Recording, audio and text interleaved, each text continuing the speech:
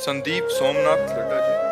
महाराज कोटि कोटि। श्री हरिवंश महाराज जी। महाराज जी, रामचरितमानस जी में रामचंद्र जी के रंग का वर्णन नील सरोरहूं श्याम तरुण अरुण वारिज नयन करहूं सो मम उर धाम सदा क्षीर सागर शयन।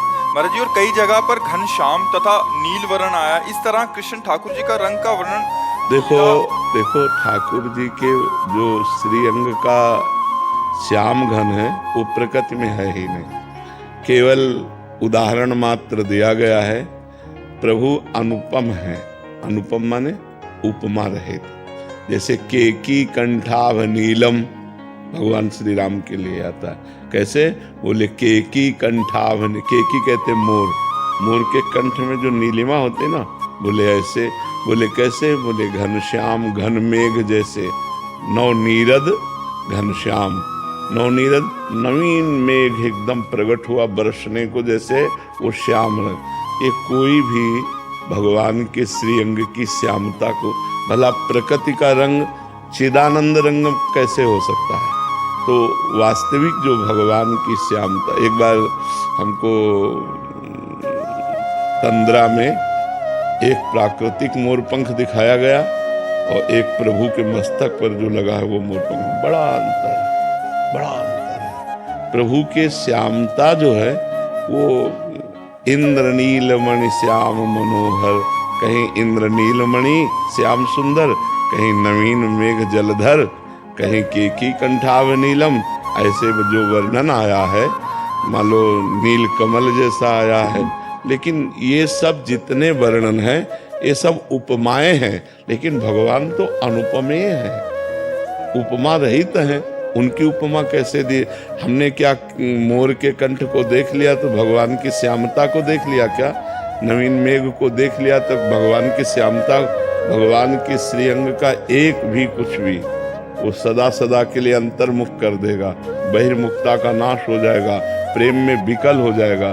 तो ये सब जितने उदाहरण दिए गए हैं ये सब ऐसे दिए गए हैं जैसे चंद्रमा वृक्ष की डाल के ऊपर एक हाथ देखो, डाल से एक हाथ देखो दिखाई दे रहा है, तो क्या डाल के एक हाथ ऊपर चंद्रमा है?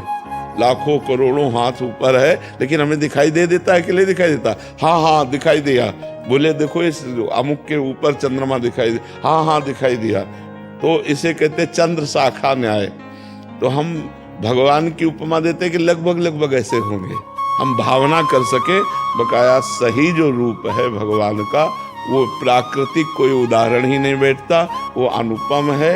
वो जब श्यामता हमारे बसेगी तो गोपीजन क्या कह रहे हैं, जित देखूं तित श्याममयी है। अब तो कुछ दिखाई ही नहीं देता, जिधर देखूं वही श्याम सुंदर, वही श्याम सुंदर, वही श्यामता। ऐसा लगता है पूरी सृष्टि में श्यामता की बेली बो गई है, क्योंकि अपनी आंखें श्याम रंग से रंग गई। पी मूर्ति नयनन बसे तेहि रस रहाय समाय, ए लक्षण सुन प्रेम के और न कछो सुहाय। प्रीतम की मूर्ति बस गई। अब वो श्यामता, वो गोरापन प्रकृति में नहीं है जो प्यारी जी और प्यारे जू में है, जो राम जी और सिया जू में है। नीला है या मेघ श्याम है? श्याम यानी काला का सावला आता है, और नीला तो वो समझ नहीं आ रहा है। ना काले हैं ना नीले हैं, ना वो नीले हैं ना वो काले हैं, वो श्याम है। नाम जप, नाम ध्यान, नाम प्रकट करेगा। देखी रूप नाम आधीना, गोस्वामी जी ने लिखा ना, देखी रूप नाम आधीना। जब आप राम राम राम राम रटोगे तो जहाँ राम नाम का ध्यान करते वही राम जी की श्यामता आने लगेगी। वो श्यामता प्रकृति में किसी से नहीं जोड़ी जा सकती। ना वो काले हैं ना वो नीले हैं, वो ऐसे हैं कि बड़े बड़े गोरे दीवाने हो जाते हैं। बहुत सुंदर है, बहुत सुंदर है। कोटि कोटि कंदर्प मूर्छित हो जाए उनके रूप को देखकर, ऐसे सुंदर है प्रभु। और ये इतने सुंदर है कि वो स्वयं मोहित हो जाते हैं अपने बाल रूप में।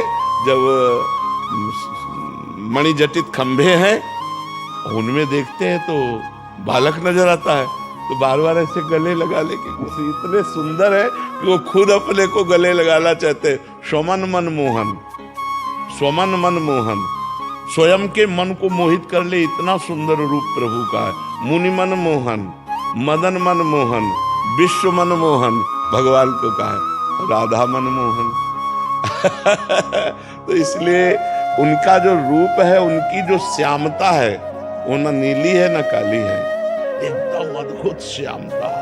अब उस अद्भुत श्यामता को बोले कैसी है, बोले जैसे मोर के कंठ की कंठाव नीलम, बोले कैसे, उसे जैसे नवीन जलधर। अब उदाहरण में कुछ तो सूर्य के प्रकाश को हम कैसे उदाहरण दे सकते हैं, लेकिन जब हम कागज में बनाते हैं सूर्य और उसमें स्याही भरते हैं तो लगने लगता ना ये सूर्य का प्रकाश है, लेकिन क्या उसमें सूर्य का प्रकाश आ गया क्या? ऐसे ही श्यामता का वर्णन है, क्योंकि भगवान अनुपम है। तो भगवान का सब कुछ अनुपम है, उनका कोई उदाहरण नहीं दिया जा सकता कि भगवान कैसे, बोले भगवान ऐसे। ऐसे उदाहरण हो गया तो उपमा हो गई ना, भगवान अद्वितीय है, अनुपम है। समझ पा रहे आप?